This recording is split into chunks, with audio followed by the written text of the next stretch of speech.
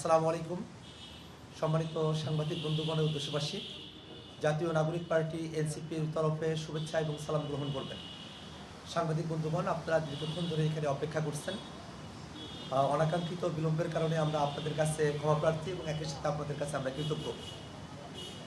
আজ জাতীয় নাগরিক পার্টি এনসিপির সম্মানিত আহ্বায়ক জনাব নাহিদ ইসলামের নেতৃত্বে 6 সদস্যের একটি প্রতিনিধি দল আমরা জুলাই জাতীয় সনদ স্বাক্ষরের জন্য আমরা এখানে উপস্থিত হয়েছিলাম।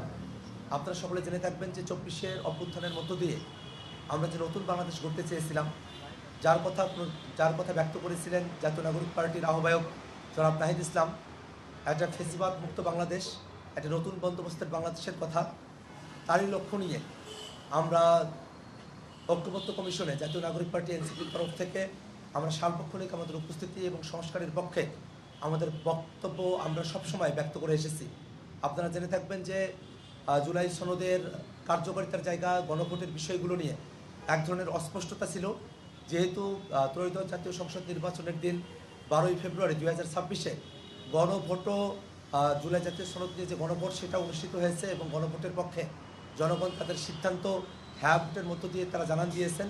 এমন প্রেক্ষাপটে আজকে অন্তর্বর্তীকালীন সরকারের আহ্বানে আমরা জনাব নাহিদ ইসলামের নেতৃত্বে 6 সদস্যের একটি প্রতিনিধি দল মাননীয় প্রধান উপদেষ্টার বাসভবন যমুনায় আমরা জুলাই জাতীয় সনদ স্বাক্ষরের উদ্দেশ্যে আমরা এসেছিলাম। আমরা সেই জুলাই জাতীয় সনদে আমরা স্বাক্ষর করেছি এবং আমরা একটা শর্ত সাপেক্ষে সেখানে স্বাক্ষর করেছি। খরচ বাঁচে 65% পর্যন্ত। ওয়ালটন বিএলডিসি ফ্যান ছড়ায় স্বস্তির সবুজ হাওয়া। আমরা বলেছি যে নোট অফ ডিসেন্ট ব্যতিরেকে গণভোটের গণরায়ের পূর্ণাঙ্গ বাস্তবায়ন সাপেক্ষে জনাব নাহিদ ইসলাম আহ্বায়ক এবং আক্তার হোসেন আমি সদস্য সচিব এই জুলাই জাতীয় সনদে আমরা স্বাক্ষর করলাম। আপনারা জেনে থাকবেন যে জুলাই জাতীয় সনদ আমাদের জন্য একটা পাওয়া, এই অর্থে যে জুলাই জাতীয় সনদের মধ্য দিয়ে বাংলাদেশ রাষ্ট্রটিকে নতুন করে গড়বার একটা সুযোগ আমরা পেয়েছি। বিশেষত আমরা যতদূর পর্যন্ত আমরা আকাঙ্ক্ষা করেছিলাম একটা একেবারেই ফেসিবাদ মুক্ত একটা বাংলাদেশ, তার পুরোটা অর্জন করতে না পারলেও জুলাই সনদের মধ্য দিয়ে আমরা যতটুকু অর্জন করতে পেরেছি সে অর্জনকে যেন আমরা পুরো মাত্রায় আমাদের করে পেতে পারি, বাংলাদেশ রাষ্ট্র যেন জুলাই সনদের পরিপূর্ণ সুফলটা ভোগ করতে পারে, তারই নিরিখে আমরা আজকে জুলাই সনদের যে আনুষ্ঠানিকতা, স্বাক্ষরের আনুষ্ঠানিকতা আমরা আজকে সম্পন্ন করেছি। আমরা আপনাদেরকে একটা বিষয় জানিয়ে দিতে চাই যে এবারের যে নির্বাচন সেটা যেমন একই সাথে জাতীয় সংসদ নির্বাচন এবং একই সাথে এটা সংবিধান সংস্কার পরিষদের নির্বাচন। আগামীকাল শপথ গ্রহণ অনুষ্ঠান অনুষ্ঠিত হবে।